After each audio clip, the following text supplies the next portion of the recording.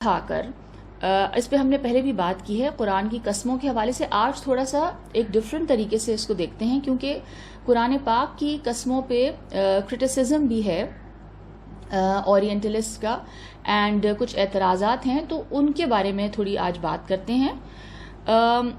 جیسے ہم نے ابھی پچھلی جو تیسرے پارے کی جو ہم صورتیں پڑھ رہے ہیں اس میں ہم نوٹس کرتے ہیں کہ جگہ جگہ اللہ سبحانہ و تعالیٰ نے کبھی کائنات کی کسی چیز کی قسم کھائی ہے، ٹھیک ہے، کبھی شمس کی، سورج کی، کبھی رات کی، کبھی چاند کی، تو اور اسی طرح دیگر اور چیزوں کی قسمیں کھا کر اللہ تعالیٰ نے اپنی بات کو اسٹیبلش کیا ہے. تو قرآن پاک کی جو قسمیں ہیں اس میں ہم دیکھتے ہیں کہ اللہ تعالیٰ نے مختلف مقامات پر مختلف چیزوں کی قسمیں کھائی ہیں. علامہ شبلی نعمانی صاحب ہی از اے ویری فیمس سیرت نگار ہیں، ہسٹورین ہیں. انہوں نے رسول اللہ صلی اللہ علیہ وسلم کی سیرت پہ بہت بہترین کام کیا ہے. تو ان کا یہ خیال ہے کہ قرآن مجید کے جو مخالفین تھے، جو اپوز کرتے ہیں قرآن پاک کو، انہوں نے پھر قرآن مجید پر جو نکتہ چینیاں کی ہیں، جو کرٹیسزم ہے ان کا، ان میں ایک قرآنی قسموں پر بھی اعتراض ہے. علامہ شبلی لکھتے ہیں کہ اس اعتراض کے متعدد پہلو ہیں، اس کے ڈفرینٹ ایسپیکٹس ہیں.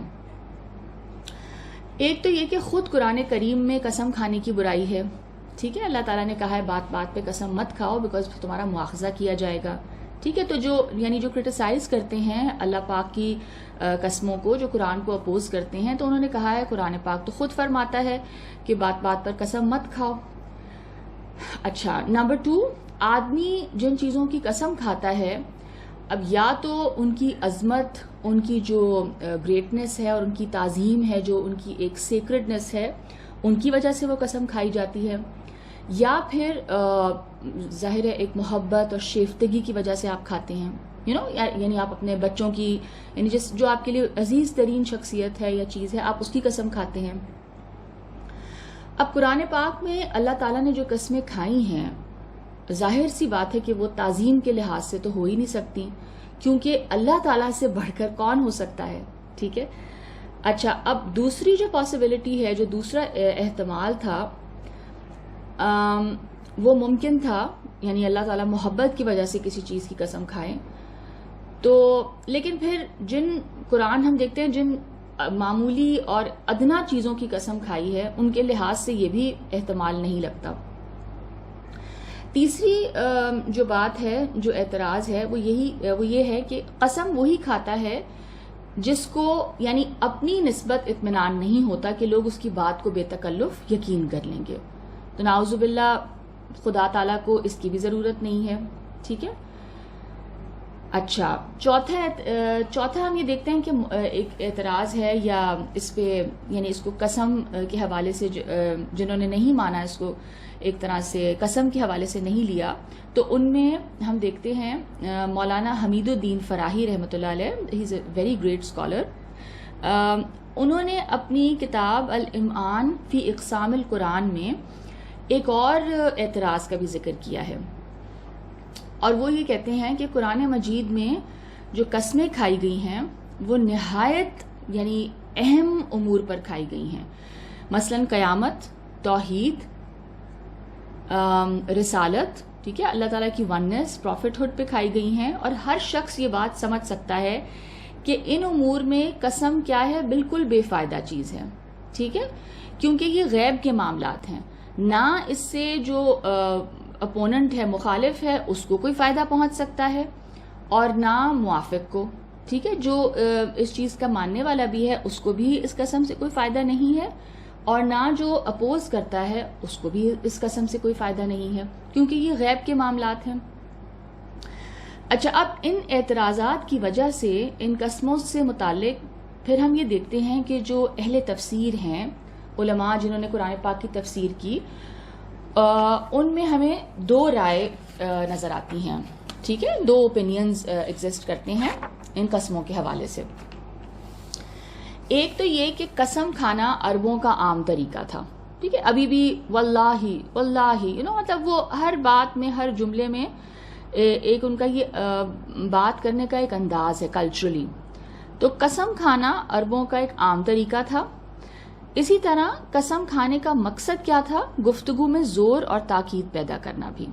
ٹھیک ہے، تو اب قرآن پاک جس آڈینس، جو انیشل آڈینس تھے، جو اس کے پرائمری آڈینس تھے، وہ آپ یہ ذہن میں رکھیں، وہ مکہ کے جو لوگ تھے، جو مکہ میں مقیم تھے، اور جو ان کا کلچر تھا اور جو ان کی لینگویج تھی، اسی میں اللہ سبحانہ و تعالیٰ نے ان کو ایڈریس کیا. ٹھیک ہے، تو یہ کلچرلی قسم کھانا ایک نارم تھا. اور اسی طرح جیسے میں نے کہا کہ گفتگو میں زور اور تاکید پیدا کرنا بھی. اور قرآن پاک بھی it's a collection of divine orations, یعنی اللہ سبحانہ و تعالیٰ نے ڈفرینٹ مقامات پہ انسانوں کو ایڈریس کیا ہے. ٹھیک ہے، تو اٹ از اللہ تعالیٰ کا کلام ہے یہ. تو کلام اسی انداز میں کیا جائے گا کہ جس انداز میں آڈینس بہترین طریقے سے سمجھے. ٹھیک ہے، اسی لینگویج میں، اسی سٹائل میں. تو یہ بھی کہ یہ جن چیزوں کی قسم کھائی گئی ہے، یہ بھی کہا جاتا ہے کہ وہ عظیم الشان اور مقدس چیزیں ہیں. اچھا، اب جو دوسری رائے ہے جس میں کہ اہل تفسیر جو ڈیفر کرتے ہیں، اس کے مطابق وہ کہتے ہیں کہ قسم جو ہے اس کا مقصد کیا ہوتا ہے؟ مقصد یہ ہوتا ہے کہ ایک شہادت اور گواہی قائم ہو. یعنی کہ جب آپ نے کسی چیز کو ثابت کرنا ہے تو پھر آپ کے پاس یعنی آپ اس چیز کی قسم کھائیں گے کہ میں اس چیز کو گواہ بنا رہی ہوں ایک طرح سے. ٹھیک ہے نا، کہ یہ چیز گواہ ہے کہ میں سچ بول رہی ہوں. تو اس لیے ان قسموں کا مقصد کیا ہے کہ ان چیزوں کو بطور دلیل پیش کرنا ہے. ٹھیک ہے، آپ نے مثلا میں نے جیسے اللہ تعالیٰ نے سورج کی قسم کھائی، تو اللہ تعالیٰ is presenting the sun as an evidence. اللہ تعالیٰ کہہ رہے ہیں کہ جس طرح یہ سورج نظر آ رہا ہے تمہیں، ٹھیک ہے نا، you can not deny that the sun is right there. تو اسی طرح جو میں بات کہہ رہا ہوں وہ بھی اتنی ہی سچ ہے جس طریقے سے یہ سورج چمکتا ہوا نظر آ رہا ہے. تو سورج ایک طرح سے گواہ ہے یا وٹنس ہے. ٹھیک ہے، تو ان چیزوں کو بطور ایویڈنس یا دلیل پیش کیا گیا. اس لیے جو ہے یہ اس رائے کے جو حاملین ہیں، جنہوں نے اس رائے کو اڈاپٹ کیا، وہ قرآنی قسموں کا ترجمہ کیا کرتے ہیں؟ قسم نہیں کرتے، وہ قسم کے بجائے گواہی یا شہادت سے کرتے ہیں.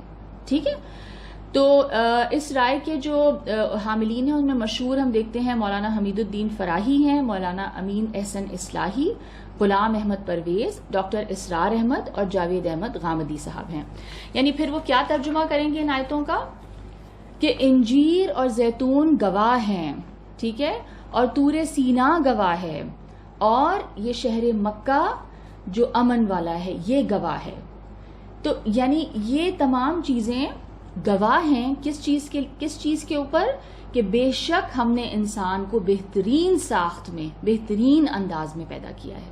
ٹھیک ہے، تو پھر اس کا ترجمہ یہ ہو جائے گا.